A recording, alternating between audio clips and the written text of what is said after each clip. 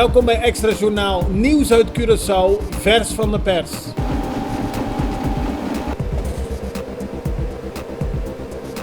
En dit is het nieuws van vandaag. Bewoners van de wijk Coraspech maken zich zorgen over de drones die af en aan gaan naar de gevangenis. Ondanks het verbod van drones in de buurt van de gevangenis zijn er heel veel van dergelijke toestellen te zien. Die droppen dan spullen af in de gevangenis. Dat kunnen zowel wapens, drugs of andere zaken zijn. Afgelopen zondagavond zagen bewoners van Coraspech een drone wel 10 keer op en neer naar de gevangenis gaan. Ze maken zich zorgen omdat ze niet weten wat er boven hun hoofd allemaal verscheept wordt. Minister Zita Jezil-Itu is gisteren naar Playa Piscadera gegaan. Ze moest daar naartoe omdat mensen boos zijn over het feit dat hen de toegang tot het strand werd geweigerd. Het gaat om mensen die daar vaak naar het strand gaan, maar bijvoorbeeld ook vissers. Volgens de investeerders hebben ze het recht om het strand af te sluiten. De minister zegt dat dat niet waar is en dat het strand gewoon toegankelijk voor het volk blijft. De emoties liepen gisteren op het strand echter hoog op.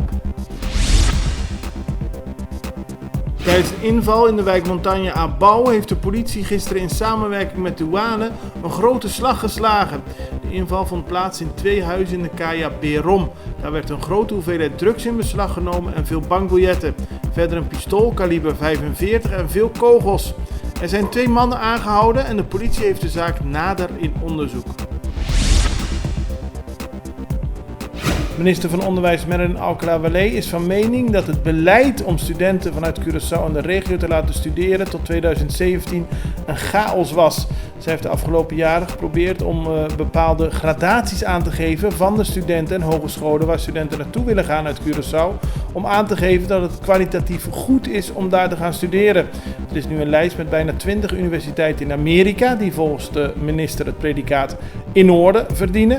De minister vindt het zonde als studenten naar een universiteit gaan, daar jaren studeren en achteraf blijkt dat de kwaliteit van de universiteit niet hoog genoeg is.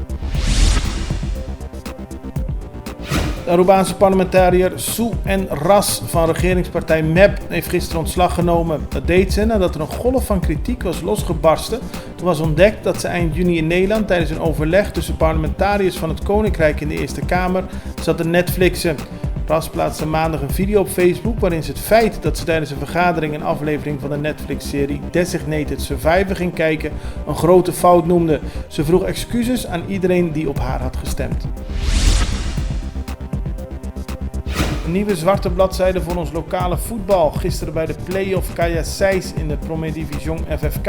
De teams van Scherpenheuvel en Jong Holland stonden tegenover elkaar, maar er werd niet gevoetbald. De scheidsrechter weigerde te fluiten omdat er geen geld was overgemaakt.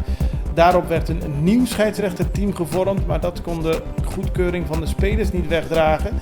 En uiteindelijk is er dus niet gevoetbald. Men wilde solidair zijn met de oorspronkelijke scheidsrechter en een signaal aangeven aan de bond.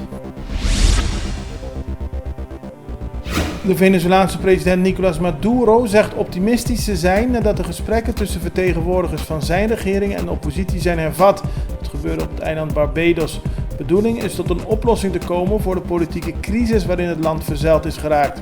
Ik ben zeer optimistisch en het lijkt me dat we stap voor stap met strategisch geduld de weg vrijmaken voor vrede, aldus Maduro in een verklaring die werd uitgezonden door de staatstelevisie. Volgens de Venezolaanse president wordt een 6-puntenprogramma besproken met een visie van het hele land, maar hij gaf geen verdere details. Dit was Extra Journaal met nieuws uit Curaçao in het Nederlands elke doordeweekse dag. Tot de volgende keer.